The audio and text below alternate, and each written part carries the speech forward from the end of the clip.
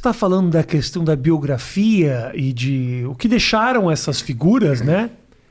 Você pensa, Cortella, no possível legado que você deixa? Claro, no outro dia me perguntavam numa conversa, né, se eu projetei, né, na minha carreira, no sentido de ser alguém que entrou para a docência, foi para a filosofia e que um dia eu imaginaria que poderia até me tornar pop.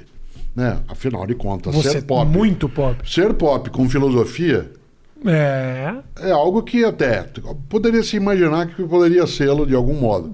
Mas como professor, né, era uma coisa um pouco estranha. Uhum. E eu disse o seguinte, nunca eu projetei, coloquei como um plano programado, né, de atividades. O que eu fiz foi colocar para mim um princípio, de que eu deveria ser o melhor naquilo que eu fizesse.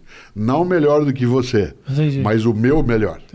Isto é, o melhor Cortella na docência, na família, teria que vir à tona. Nesse sentido, né, quando se imagina que eu quero deixar um legado, eu gosto. Eu tenho um livro que eu aprecio muito, com um título, esse eu gostei, né, do título que eu mesmo dei, que é Viver em Paz para Morrer em Paz. Muito melhor que Baú de Ossos. Não, muito melhor. Vou te dar esse. Melhor é Paulo Bonfim, que tem um livro chamado Colecionador de Minutos. É bom esse também. Colecionador de Minutos. Não, qual era o primeiro? Qual é que era do Mário Quintana? O Mário Quintana não era muito bom. Calma aí. Qual que era? Não é o Colecionador de Ossos. Qual é que é o de antes? Do quê? Baú de Espantos. Baú de Espantos é muito bom. Não, Baú de Espantos é coisa de gênio. Esse é bom. Coisa de gênio. Né? E o grande Mário Quintana, que aliás foi meu grande inspirador em várias coisas.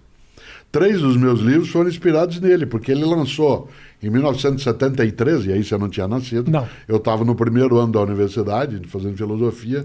Ele lançou um livro que eram as colunas dele, né, no jornal que ele publicava em Porto Alegre, e o livro se chama Caderno H, que é sobre filosofia do cotidiano. E aí eu acabei um dia fazendo. Aí voltando ao teu ponto anterior, né, penso eu no legado, no livro Viver em Paz para Morrer em Paz, eu tenho um subtítulo no livro que é Se Você Não Existisse, Que Falta Faria? Que é uma coisa a não ser, deve ser pensada... Infelizmente eu penso nisso um pouco demais. Não deve ser pensado em excesso, tem que ser pensado com moderação, jamais após beber alguma coisa, nunca em estado de tristeza, mas deve ser pensado vez ou outra. Uhum. E eu sempre digo que se eu não existisse, eu quero fazer falta, né? Eu quero fazer falta. Esse é o meu legado. Eu quero que no dia que eu me for, que diga assim, poxa, o Cortella faz falta. Ele podia estar aqui com a gente nessa situação, nessa circunstância, como professor, como pai, como marido, como cidadão, como profissional, como amigo. Então, esse é o sentido. Boa. O Mário Quintana, que nós citamos, mandou escrever no túmulo dele, eu não estou aqui. Eu não estou aqui. Isso aparece, eu cito isso nesse livro, Sim. Viver em Paz para Morrer em Paz, porque ele morreu, Mário Quintana, na mesma semana que o Ayrton Senna, né? Morreu no dia 5 de maio de 1994. O Senna morreu domingo e o Quintana na quinta-feira. Né? E claro... Ofuscou um pouco a morte do Mário Quintana. Exatamente. É uma pessoa que seria mais... Né? Eu pego uma pessoa que eu lembro muito com grande energia, a gente falava de reencarnacionismo, né? Ou de a questão da transmigração de alma, ou o que for. Uma pessoa admirável, que eu tenho uma admiração imensa, é Chico Xavier. Chico Xavier morreu em 2002, no dia que nós ganhamos o Penta. Certo?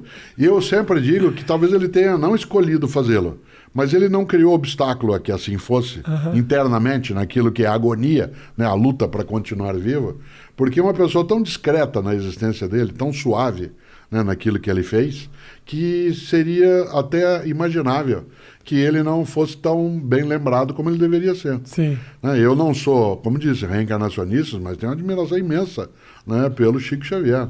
Alguém que passou a vida lidando com a maior dificuldade nossa, que é a morte. Né? E o fez de forma partilhante. Por isso, ter morrido no dia, né, da nossa conquista do Penta é, de fato, ganhar, né, a possibilidade de fazer falta.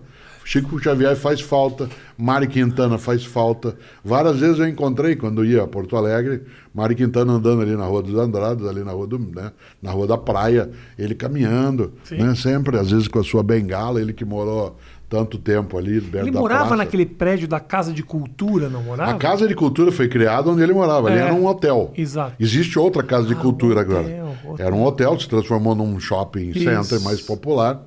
Mas era um hotel chamado Majestic. Exato. Né? E ele, sim, dali ele fez muitas coisas. Inclusive o quarto dele foi preservado com algumas das coisas e depois levaram para outro espaço. E eu admiro tanto, né, as ideias de Mário Quintana, porque ele foi capaz, né, de ter uma existência na qual ele faz falta. Então, ele faz falta não só porque ele era um poeta, mas porque ele fez traduções magníficas de outros idiomas, de obras que a gente, sem ele, nós não teríamos tanto encantamento, né? Então, há pessoas, porque ele era tradutor também, né? Há pessoas que são imprescindíveis. A clássica frase do Brecht, né, ela se aplica muito de verdade a algumas pessoas. O Mário Quintana é uma delas.